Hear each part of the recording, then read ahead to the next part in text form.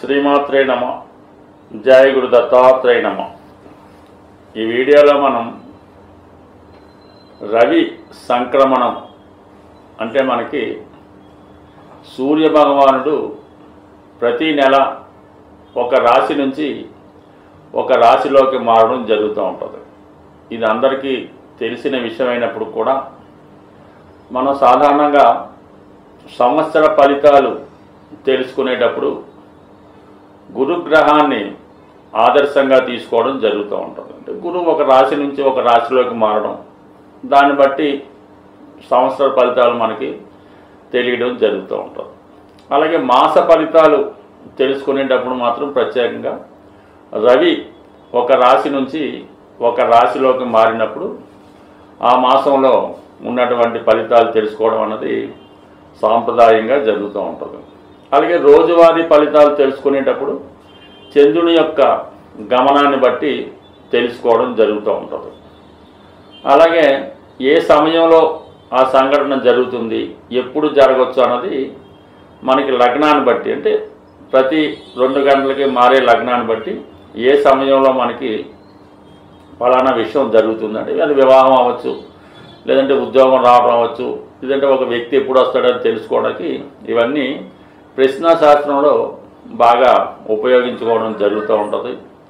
But ఏదైనా ఒక గ్రహం ఒక రాశి నుంచి మరో రాశికి మారినప్పుడు ఈ సువర్ణమూర్తి, రజితమూర్తి, తామ్రమూర్తి అనే విధంగా లోహమూర్తులుగా ఏర్పడడం, దాన్ని బట్టి ఫలితాలు నిర్ణయించడం కూడా సాంప్రదాయంగా జరుగుతూ ఉంటుంది. అంటే గ్రహాల్లో కల్లా అత్యంత ముఖ్యమైన గ్రహం రవి గ్రహం. అంటే జాతకంలో కూడా రవి ఉన్న స్థానాన్ని బట్టి జాతకుడి యొక్క స్థితిగతులు, అలాగే గోచారంలో రవి యొక్క ప్రవేశాన్ని బట్టి, రవి యొక్క సంచారాన్ని బట్టి ఎప్పుడు ఏ విధంగా జరుగుతుంటాయి. ఈవెన్ వర్షాలు రావాలన్నా, ఎండలు కురవాలన్నా, తుఫాన్లు రావాలన్నా, తిథులు ఏర్పడాలన్నా, మాసాలు ఏర్పడాలన్నా, ఋతువులు ఏర్పడాలన్నా సమస్త సృష్టికి కూడా సూర్యభగవానుడే ఆధారం అవుతుంది. మనం కాల గమనాన్ని లెక్కించుకోవాలన్నా ఇవన్నీ కూడా మరి సూర్యుడి యొక్క స్థితిని బట్టి ఆధారపడి ఉంటుంది. అంటే దేవతల్లో మరి అతిథి యొక్క పుత్రుడు అవడం వల్ల ఆదిత్యుడు అవడం జరిగింది. అలాగే 12 నెలలు ఉన్నట్టు 12 ఆదిత్యులు ఉండడం జరుగుతూ ఉంటుంది. ప్రతి నెల ఒక ఆదిత్యుడి రూపంలో మనం సూర్యభగవాన్ని కొలుచుకోవడం వల్ల అది ఎవరైతే సూర్యుడిని ఆరాధిస్తుంటారో వాళ్ళకి ఇవన్నీ బాగా తెలుస్తూ ఉంటాయి. ఏదన్నా మన భారతీయ సాంప్రదాయ ప్రకారం సూర్యుడిని ఆరాధించడం అన్నది అనాదిగా వస్తున్నటువంటి ఆచారం. అలాగే ప్రతి ఒక్క భారతీయుడు, ప్రతి హిందువు కూడా ఆదివారాల్ని పాటిస్తూ మరి సూర్యుడిని ఎక్కువగా పూజించడం. అప్పట్లో ఉన్నటువంటి బ్రిటిష్ ప్రభుత్వం వారు ఈ భారతీయులకు ఉన్నటువంటి కాన్ఫిడెన్సు, ఈ శక్తి ఏ విధంగా వచ్చింది అని తెలుసుకొని ఇదంతా కూడా సూర్యుడిని ఆరాధించడం వల్ల, ఆదివారం వీళ్ళు నియమంగా ఉంటూ ఆ భగవాన్ని ఆరాధించడం వల్ల వాళ్ళకి ఎంత పవర్ వచ్చిందని తెలుసుకొని నెమ్మదిగా వాళ్ళు ఈ ఆదివారమే సెలవిచ్చి ప్రతి ఒక్కరిని కూడా ఈ విధంగా విందు వినోదాల్లో, అంటే ఏదైనా ఈ మిగతా ఈ వ్యసనాలకి, ఎంటర్టైన్మెంట్ వాటికి వీటికి లోన్ చేసి నెమ్మదిగా భారతీయుల యొక్క శక్తి సన్నగిల్లేలా చేసి సుమారుగా వాళ్ళు చాలా కాలం పాటు మన దేశాన్ని పరిపాలించడం. తర్వాత జరిగే పరిణామాలు ఏదన్నా అంటే సూర్యుని యొక్క బలం ఎంత గొప్పదో మనం తెలుసుకోవాలి. సూర్యగ్రహం ఒక రాశి నుంచి ఒక రాశికి మారడాన్ని సూర్య సంక్రమణం అంటారు. కంపల్సరిగా ఆ రోజు భారతీయుడు అన్నవాడు కంపల్సరిగా పుణ్యనది స్నానం చేయడం, సూర్య భగవాన్ని ఆరాధించి విధి విధానంగా పూజించడం వల్ల వారికి అష్టైశ్వర్యాలు ఇవన్నీ కూడా రావడం జరుగుతూ ఉంటుంది. సూర్యుడు అటు ఆరోగ్యాన్ని ఇవ్వగలడు, అటు ఐశ్వర్యాన్ని ఇవ్వగలడు, అటు అధికారాన్ని కూడా ఇవ్వగలడు. బట్ ఏదైనా సూర్య భగవాన్ని ఆరాధన ఇంపార్టెంట్. ప్రస్తుతం మనం ఈ రోజు అంటే మనం ఆగస్టు 16వ తారీఖు, అంటే మనకి ఇంగ్లీష్ లెక్క ప్రకారం 17వ తారీఖు వస్తుంది. 16వ తారీఖు రాత్రి 1 గంట సుమారు ప్రాంతంలో ఈ సూర్య భగవానుడు కర్కాటక రాశి నుంచి సింహరాశిలోకి ప్రవేశించడం జరుగుతుంది. సాధారణంగా రాశుల్లోకెల్లా సింహరాశి అంటే సూర్యుని స్వక్షేత్రం అవటం వల్ల దీనికి ఎక్కువ ప్రాధాన్యత రావడం జరుగుతూ ఉంటుంది. మరి సింహరాశిలో ప్రవేశించినటువంటి సూర్యభగవానుడు వివిధ రాశుల వారికి ఎటువంటి ఫలితాన్ని ఇవ్వగలడు అన్న విషయాన్ని మనం ప్రతి రాశి వారికి వివరంగా తెలుసుకునే ప్రయత్నం చేద్దాం ఈ వీడియోలో మనం తులారాశి వారికి రవి సంక్రమణంతో కలిగే ఫలితాలు మనం పరిశీలిద్దాం. మరి ప్రస్తుతం తులారాశి వారికి రవి 11వ స్థానంలోకి రావడం జరుగుతూ ఉంటుంది. అసలు ఎవరైనా జన్మజాతకంలో రవి 11వ స్థానంలో ఉంటే ఆ జాతకంలో ఉన్నటువంటి దోషాలన్నీ కూడా పరిహారం అవడం జరుగుతూ ఉంటుంది. అలాగే సరే, గ్రహాల్లో కల్లా రవి గ్రహరాజు. మరి ఎవరి యొక్క జీవితంలో అయినా మిగతా గ్రహాలు అనుకూలించాలంటే రవిగ్రహం యొక్క అనుగ్రహం ఉంటేనే మిగతా గ్రహాలు తమ ఫలితాల్ని జాతకుడికి ఇవ్వడం జరుగుతూ ఉంటుంది. రవి ప్రతికూలంగా ఉంటే ప్రతికూల ఫలితాలు, రవి అనుకూలంగా ఉంటే అనుకూల ఫలితాలు రావడం జరుగుతూ ఉంటుంది. మరి ఇప్పుడు ఈ రవి 11వ స్థానంలోకి రావడం, స్వక్షేత్రం అవడం వల్ల జాతకుడికి ప్రభుత్వానికి సంబంధించినటువంటి ఫలితాలు రావడం జరుగుతూ ఉంటుంది. తండ్రి గారి ద్వారా, ఆయన యొక్క సంకల్పం ద్వారా మీకు తండ్రి గారి ద్వారా సహకారం అందుతుంది. వారు చేసిన పుణ్యఫలం అవ్వచ్చు, వారు చేసిన మంచి కార్యక్రమాల వల్ల మీకు ఏదో విధంగా దాని యొక్క ఫలితం మీకు రావడం జరుగుతూ ఉంటుంది. సో ఈ సమయంలో మీ తండ్రి గారికి మంచి పేరు రావడం వల్ల దానివల్ల కూడా మీకు కొంత బెనిఫిట్స్ రావడం జరుగుతూ ఉంటుంది. అంటే ప్రభుత్వ పథకాలు అనుకూలంగా వస్తాయి. మీరు ఏదైనా ప్రభుత్వ పదవి కోసం ప్రయత్నం చేస్తుంటే కంపల్సరీగా వచ్చే అవకాశం ఉంది. అంటే కేతువుతో కలిసి ఉండడం వల్ల అటు ఆధ్యాత్మిక రంగంలో అయినా వైద్య రంగంలో అయినా మీకు ఒక మంచి ఫలితం రావడం జరుగుతూ ఉంటుంది, ఒక మంచి గుర్తింపు రావడం జరుగుతూ ఉంటుంది. అలాగే మీకు ఏదన్నా ప్రభుత్వ సర్వీస్ కావాలన్నా, ప్రభుత్వ స్కాలర్షిప్ రావాలన్నా, ప్రభుత్వం కాలేజీలో సీట్ రావాలన్నా, మీ సంతానం యొక్క అభివృద్ధి అంటే వారికి ఏదైనా గవర్నమెంట్ సర్వీస్ రావాలన్నా ఈ సమయంలో మీరు ప్రయత్నం చేయడం వల్ల చిన్న చిన్న అడ్డంకులు వచ్చినప్పటికీ కూడా కంపల్సరీగా అది సాధించడం జరుగుతూ ఉంటుంది. అంటే ఈ అడ్డంకులు ఎందుకంటే కేతువు ఎప్పుడు ఏ ఫలితాన్ని డైరెక్ట్గా ఇవ్వడం జరగదు. పాతంతా పోగొట్టిన తర్వాత కొత్త ఫలితాన్ని ఇవ్వడం జరుగుతూ ఉంటుంది. మనకి ఏదన్నా ఒక పాత గృహం ఉంటే, ఏదో ఒక ఇల్లు ఉందనుకుంటాం, దాన్ని కంప్లీట్గా అమ్మేసి చేయడం వల్ల కానీ పూర్తిగా పడగొట్టడం వల్ల మనకి మళ్ళీ కొత్త గృహాన్ని ఇవ్వడం జరుగుతూ ఉంటుంది. అంటే ఇక్కడ ఏదైనా మీకు ఒక పాత ఉద్యోగం ఏమైనా పోతే కొత్త ఉద్యోగం రావడం జరుగుతూ ఉంటుంది. ఇది ఎక్కువగా సెలబ్రిటీ రంగంలో ఉన్న వాళ్ళకి, సినిమా రంగంలో ఉన్న వాళ్ళకి, సాఫ్ట్వేర్ రంగంలో ఉన్న వాళ్ళకి, ఫైనాన్స్ రంగం, ఆటోమొబైల్ రంగంలో ఉన్న వాళ్ళకి వారికి ఉన్నటువంటి సమస్యలు చాలా వరకు పరిష్కారమై మళ్ళీ కొత్తగా మీకు ఆదాయ వనరులు రావడం జరుగుతూ ఉంటుంది. అంటే మళ్ళీ కొత్తగా బడ్జెట్ వచ్చినట్టు, కొత్తగా ప్రభుత్వం మారినట్టు మీ యొక్క అభివృద్ధి మళ్ళీ తిరిగి పునఃప్రారంభం అవుతుంది.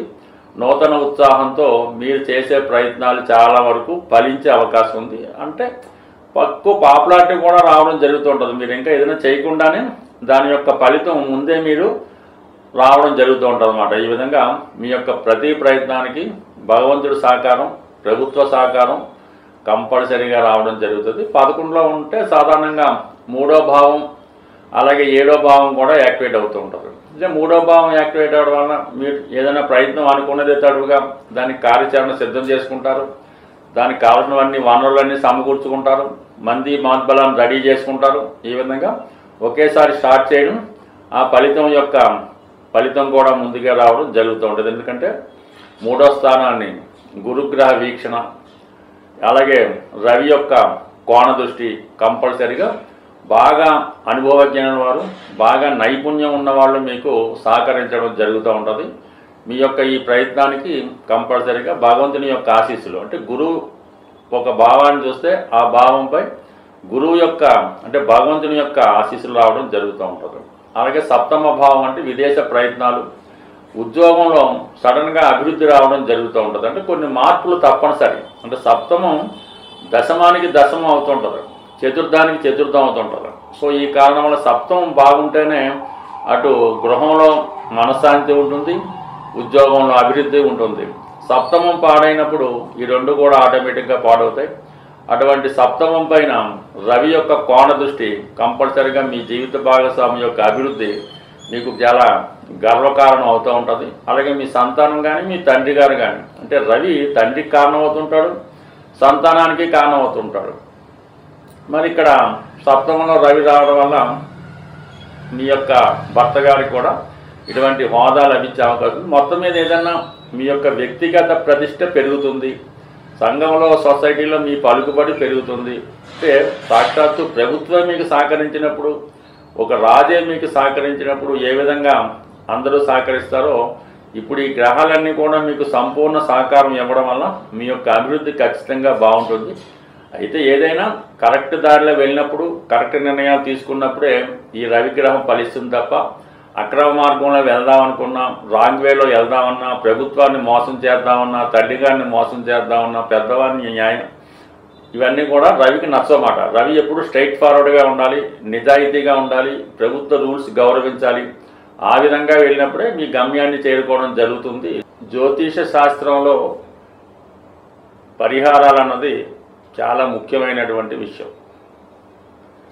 ప్రతి గ్రహానికి పరిహారం అన్నది కంపల్సరిగా ఈ జ్యోతిష శాస్త్రం రాసినప్పుడే దానికి ముందుగానే ఈ నవగ్రహ స్తోత్రాలు ఇవ్వడం జరుగుతుంది.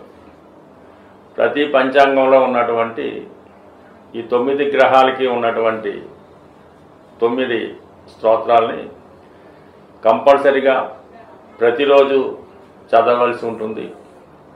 ఈ విధంగా 9 గ్రహాలకి ఉన్నటువంటి 9 శ్లోకాలని భక్తి శ్రద్ధలతో చదవడం, మనం ఏ గ్రహాన్ని అయితే ప్రసన్నం చేసుకోవాలనుకుంటున్నామో ఆ గ్రహానికి సంబంధించినటువంటి శ్లోకం, అంటే అది ఆ వరుసలోనే ఉంటుంది. దాన్ని ఒక 41 సార్లు చదివించి మళ్ళా ఈ నవగ్రహ స్తోత్రాన్ని మళ్ళా రిపీట్ చేసి దాన్ని పూర్తి చేయడం అనేది ఒక దినచర్యగా చేసుకోవాలి. అంటే కామన్గా మనం ఎవరికైనా పరిహారం చేసుకున్నప్పుడు ఈ విష్ణు సహస్రనామం చదవండి, లేదంటే నవగ్రహ స్తోత్రాలు చదవమన్నప్పుడు అవి మీరు రోజు చదువుతున్నామని చెప్తూ ఉంటారు. అంటే మీరు రోజు చదవడం అన్నది కంపల్సరీ దినచర్య. కానీ మనం ప్రత్యేకంగా పరిహారం చెప్పినప్పుడు అది విధి విధానంగా ఒక పద్ధతిగా చదివినప్పుడు దాని యొక్క పరిహారం అన్నది తొందరగా రావడం జరుగుతూ ఉంటుంది. అంటే ఒక కోడ్ లాంగ్వేజ్ ద్వారా మన యొక్క కష్టాల్ని ఆ భగవంతుడికి తెలియజేసుకోవడం జరుగుతూ ఉంటుంది. ఈ కోడ్ లాంగ్వేజ్ అన్నది ఎలా ఉంటుందంటే మనం పెట్టే దీపాన్ని బట్టి, మనం పెట్టే నైవేద్యాన్ని బట్టి, మనం వేసుకునే డ్రెస్సును బట్టి, మనం ఎన్నుకునే వారాన్ని బట్టి ఆ కోడ్ లాంగ్వేజ్ వాళ్ళకి అర్థం అవడం జరుగుతూ ఉంటుంది. సుమారుగా మనం శనివారం హనుమాన్ టెంపుల్కి వెళ్ళినప్పుడు అది ఉద్యోగం కోసం అని స్వామికి అర్థమవుతుంటుంది. అదే మంగళవారం వెళ్ళినప్పుడు ఈ వివాహ జీవితం, ఆర్థిక బాధలు, అన్నదమ్ముల గొడవలని స్వామికి తెలియడం జరుగుతూ ఉంటుంది. అంటే ఈ విధంగా మనం ఒకేసారి కాకుండా ఓ 18 వారాలు, ఒక 40 వారాలు చేయడం వల్ల ఆ ఫలితం సిద్ధించడం జరుగుతూ ఉంటుంది. అంటే ఏదైనా మన ప్రయత్నం బట్టి మనం కోరుకునే కోరికను బట్టి కూడా మనం చేసే ప్రయత్నం ఉండాలి తప్ప పెద్ద ప్రయత్నానికి చిన్న ప్రయత్నం అయితే కుదరదు. కంపల్సరిగా ఎక్కువ ఫలితం రావాలంటే ఎక్కువ కష్టం పడవలసి ఉంటుంది. బట్ ఇప్పుడు ఈ రవిగ్రహం మాత్రం సింపుల్గానే మనకి ప్రతిరోజు మీరు సూర్య నమస్కారం చేసుకున్నప్పుడు కూడా కంపల్సరిగా మరి సూర్య భగవాన్ అనుగ్రహం కోసం ఆదివారం రోజు కంప్లీట్గా నియమంగా ఉండడం, అలాగే ఈ బలహీనతలకి కంపల్సరిగా దూరంగా ఉండవలసి ఉంటుంది. అది మద్యం అవ్వచ్చు, మాంసం అవ్వచ్చు, స్త్రీ అవ్వచ్చు. ఈవెన్ ఆ రోజు బ్రహ్మచర్యం పాటించి కేవలం ఆ నియమంగా ఉంటే మళ్ళీ మన్నాడు సూర్యోదయం దాకా పవిత్రంగా ఉండడం వల్ల మీలో స్టామినా పెరుగుతుంది, సామర్థ్యం పెరుగుతూ ఉంటుంది. ఎప్పుడైతే మీలో వ్యక్తిగత సామర్థ్యం పెరిగిందో దేన్నైనా సాధించగలిగే సంకల్పం పెరుగుతుంది. అదే రవి యొక్క అనుగ్రహం అన్నమాట.